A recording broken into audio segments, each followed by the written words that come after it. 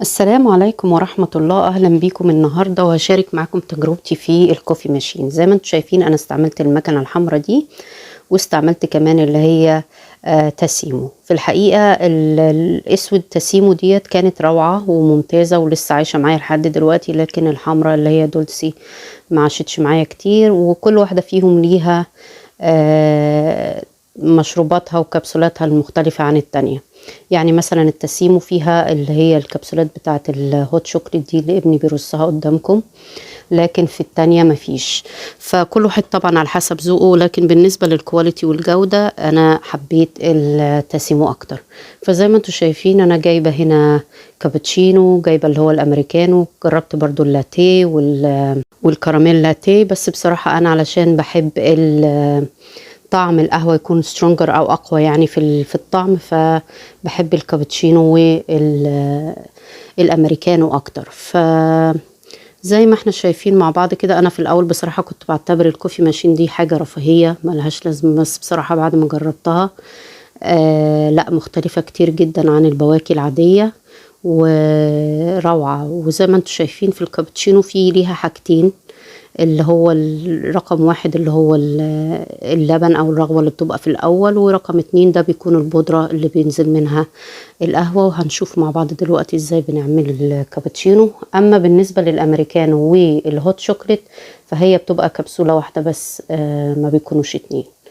فالستاند دوت برضو انا جبته من الامازون، وبرضو الكوفي ماشين انا جبتها من الامازون، فبتقدروا يعني تدوروا عليها وتجيبوها. وفي اوقات بيكون في تخفيضات زي البلاك فرايداي وكده، ممكن تجيبوها بسعر كويس. زي ما انتم شايفين اهو مرسوم على العلبة النكهات المختلفة، وطبعا حسب ذوقكم انتوا بتحبوا ايه. الكينكو اللي هي ديت تعتبر زي الاكسبريسو او اللي هي الامريكانو، فدي انا بحبها لان النوع دوت من القهوه بيكون طعم البن فيه اقوى، المراره فيه اقوى. في الحقيقه انا صحباتي اللي هم من سوريا من فلسطين هم اللي خلوني اتعود على طعم القهوه المر، يعني ادمنتها بصراحه، لكن مع الصيام وكده ما بخفف قوي.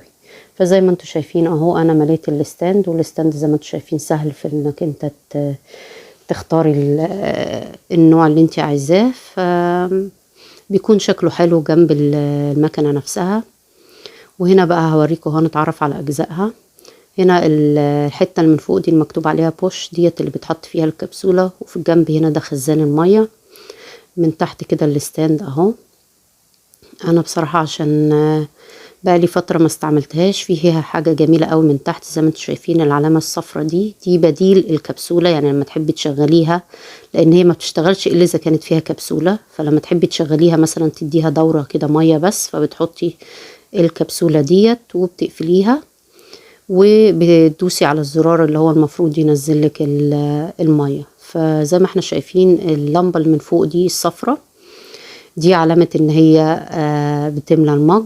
اما الحمراء اللي من تحت دي فهي علامة ان المكنة محتاجة في ليها اقراص كده بتتعمل لها زي دورة عشان تحوش التكلسات اللي بتبقى موجودة في الخراطيم بتاعتها من جوه.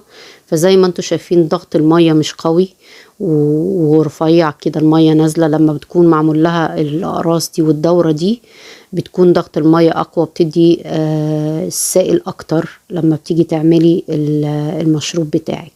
فانا محتاجة ارجع اشتري الاقراص دي يعني بتبقى مرة كده كل 3 شهور ولا حاجة، بس انا بصراحة علشان كان بقالي فترة ما بستعملهاش فكنت يعني نسياها شوية، بس عملتها هي الدورة على الفاضي. وهنشوف بقى الترسبات والحاجات اللي كانت فيها. فتخلوا بالكم برضو من النقطة دي. شايفين المية كمان مش رايقة ازاي، وفي ترسبات تحت اهيت، ديت قهوة ناشفة من اللي كان بيستعمل قبل كده، فبناخد بالنا من النقطة دي. دلوقتي الستاند اللي تحت ده بيتشال، وزي ما انتم شايفين فيه مستويين في الارتفاع. المستوى اللي تحت ده لما بتكوني عاملة مج كبير، والمستوى اللي فوق دي ده لو انتي هتعملي فنجان صغير اكسبريسو اهو. زي ما انتم شايفين المستوى التاني اعلى شوية، فعلى حسب المج اللي انتي بتعملي فيه كبير او صغير. والستاند دوت بسهولة بتشيليه وتغسليه لو مثلا نزل منه نقطتين ولا حاجة من المشروب بتاعي. فزي ما انت شايفة المج اهوت مش يعني مش مرتاح قوي في المستوى التاني ده لانه قريب قوي منها، فيستحسن انك انتي تستعملي اللي هو الفنجان الصغير الاكسبريسو. ودي الشبكة اللي بتغطيها بيها اهو. فهنشوف دلوقتي مع الفنجان الصغير في المستوى التاني هتلاقيها احسن بكتير في الارتفاع بتاعها. سهلة جدا، مفيش فيها مشكلة في التنظيف ولا في الشيل والحط، مش معقدة بصراحة. انا اتبسطت منها جدا، عندي بقى لها تقريبا اكتر من 4 سنين. رائعة بصراحة، وبتغنيكي عن انك انت تروحي كوستا او الكوفي شوبس اللي هي الغالية دي. فيعني العلبة دي بيكون فيها تقريبا بالنسبة للكابتشينو 6 كبسولات من او 6 مجوز يعني من الكابتشينو. يعني حق العلبة بيكون بحق مشروب او 2 من اللي انتي بتجيبيهم من بره. ونفس العلبة بيكون فيها الهوت شوكليت اكتر، العدد اكتر، واللي هو الاكسبريسو او الامريكانو اكتر، لان زي ما قلت دول بيكونوا كبسولة واحدة مش 2 زي الكابتشينو او اللاتيه.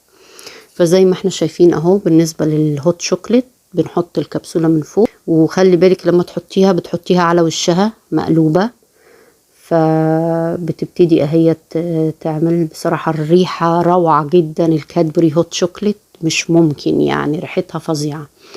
فزي ما احنا شايفين اهو بنعمل تقريبا 3/4 المج اهي الكبسولة، شايفين مقلوبة على وشها ازاي.